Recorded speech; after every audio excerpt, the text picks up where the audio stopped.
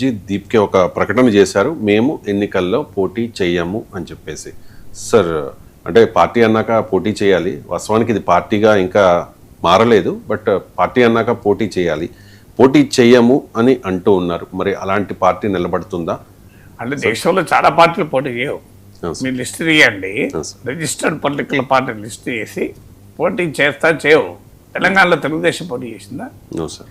మరి తెలుగుదేశం అంటే పెద్ద పార్టీ పోటీ చేయకపోతే తెలంగాణలో పార్టీ ఉంది కదా, పార్టీకి అధ్యక్షుడు ఉన్నారు, పార్టీ ఉంది కదా, మన తెలంగాణలో పోటీ చేయలేదు. ఏపీలో పోటీ చేసింది, తెలంగాణలో పోటీ చేయలేదు కదా అంటూ ఉన్నారు. మొత్తం ఎక్కడ పోటీ చేయము అని చెప్పి. సో అంటే ఇప్పుడు బీఆర్ఎస్ మేము కర్ణాటకలో పోటీ చేస్తా ఉన్నా, చేయలే.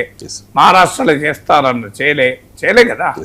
సో పార్టీలు ఉండడం వేరు, పోటీ చేయడం వేరు, చాలా తేడా ఉంటుంది ఒకటి. కానీ మీరు అన్నట్లు పార్టీలు ఉన్నప్పుడు ప్రజాస్వామ్యంలో పార్లమెంటరీ డెమోక్రసీలో ఎన్నికల పోటీ చేయకపోతే ఆ పార్టీ ఎదుగుదల ఆగిపోతుంది. లోక్సత్తా కూడా జేపీ ప్రకటించిన ఎన్నికల్లో పోటీ చేయమని.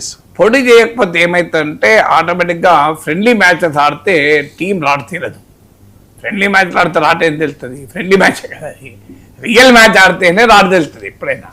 సో మీకు అమిత్ షా చాలా గొప్పగా చెప్పాడు ఒకసారి, చాలా అద్భుతంగా చెప్పాడు. మేము బలము లేని చోట కూడా పోటీ చేస్తాం. ఎందుకు పోటీ చేస్తాం? గెలవాలనే కాదు పోటీ చేసేది, దానివల్ల రెండు ప్రయోజనాలు మాకుంటాయి. ఒకటి, మా సిద్ధాంతం, మా ఆలోచన, మా పార్టీ సింబలు, జెండా జనంలోకి తీసుకెళ్తాం. రెండు, ఈ ఎన్నికల్లో పోటీ చేసే క్రమంలో మాకు కొత్త కార్యకర్తలు పుడతారు, కొత్త నాయకత్వాన్ని డెవలప్ చేసుకుంటాం.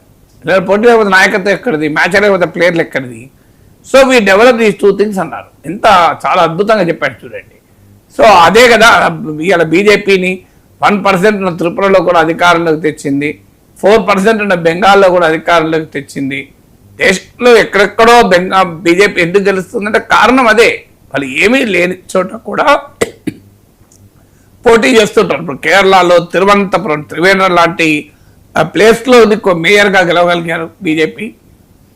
కారణం ఏంటంటే వారు ఎన్నికల్ని ఒక ఆయుధంగా మలుచుకుంటారు. సో ఆ ఎన్నికల్ని ఆయుధంగా మలుచుకొని పార్టీ పెరుగుతుంది. అయితే కాక్రోచ్ జనతా పార్టీ ఇప్పటికీ అసలు పార్టీగానే అది స్ట్రక్చర్ లేదు, దానికి ఎవరు ప్రెసిడెంట్ లేడు, పార్టీకి నాయకత్వం లేదు. I don't think it has even applied for registration కూడా. రిజిస్ట్రేషన్ అందువల్ల దాని పేరు పార్టీ అని ఉంది, ఎందుకంటే అది భారతీయ జనతా పార్టీ.